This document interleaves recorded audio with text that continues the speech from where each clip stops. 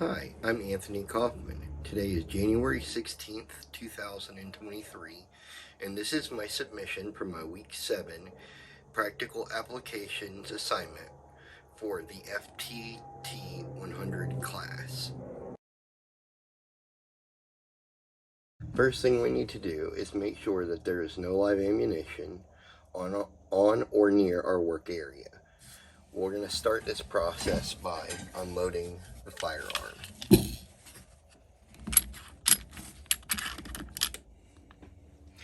And by doing a visual and physical inspection of this firearm.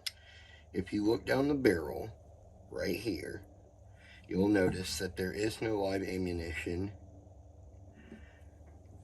We'll physically inspect to make sure that there is not a live round.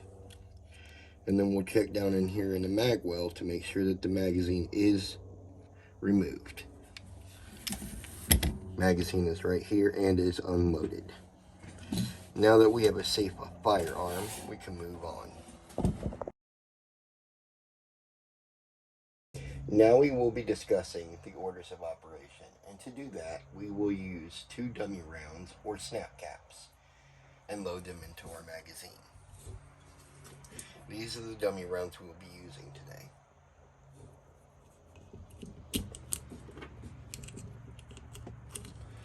Once they are loaded into the magazine will then be inserted into the mag well of the firearm, snapping it into place and allowing the round to be ready to be chambered. The slide release will then be let go, causing the slide to move forward and the slide to grab the round and begin the chambering process. As the slide goes forward, the barrel will lock into place, symbolizing that the firearm is ready to be fired. At which point you will ensure that your firearm is pointed in the safe direction and fire. Once your firearm has been fired, it is the blowback action of the firearm will cause the slide to cycle rearward, grabbing the sear and the firing pin spring and recocking it, while simultaneously expelling the spent casing by using an extractor to grab the spent casing and eject it.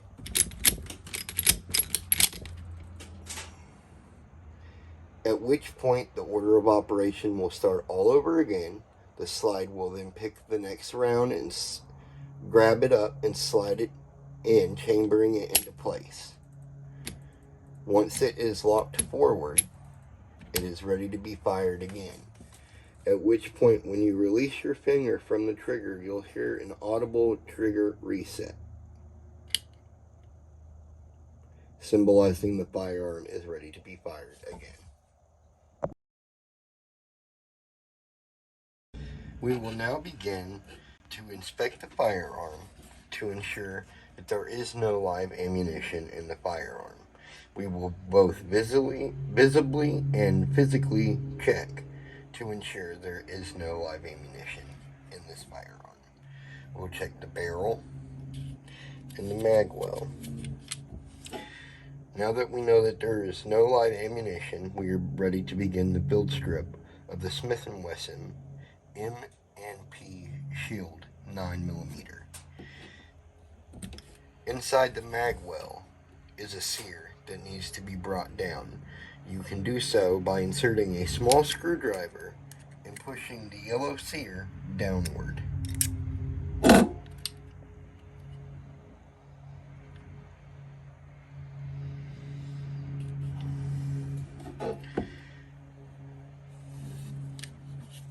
Now you can use the slide takedown lever and rotate it 90 degrees.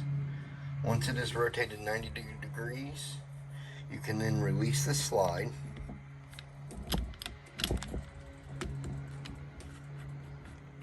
letting it slide forward slowly and come off the lower receiver. You can then take down the recoil spring and remove the barrel. That is a properly field stripped 9mm MMP Shield 9. We will now begin the cleaning process of the Smith & Wesson MMP Shield. We will start by applying a light coating of Carbon Destroyer to all our surfaces.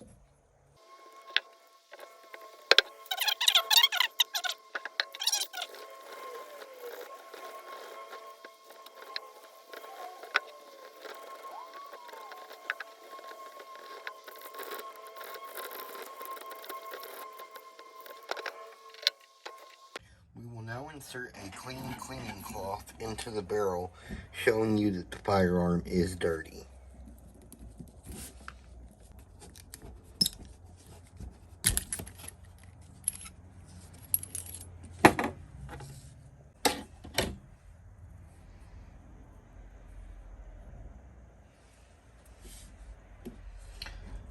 Now that I've showed you that the barrel was in fact dirty, I'm going to use my bore snake and clean my barrel.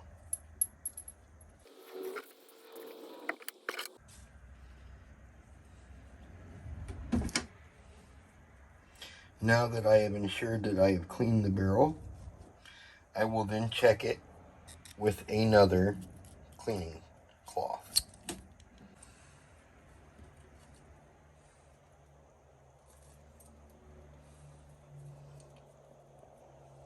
And it is indeed clean.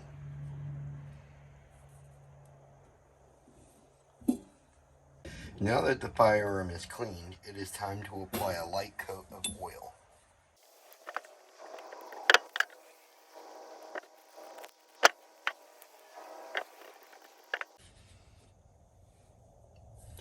Now it's time for reassembly. We'll simply slide the barrel into place. We will replace the recoil spring back into its spot. We will now slide the slide back onto the lower receiver and rotate the slide takedown lever back.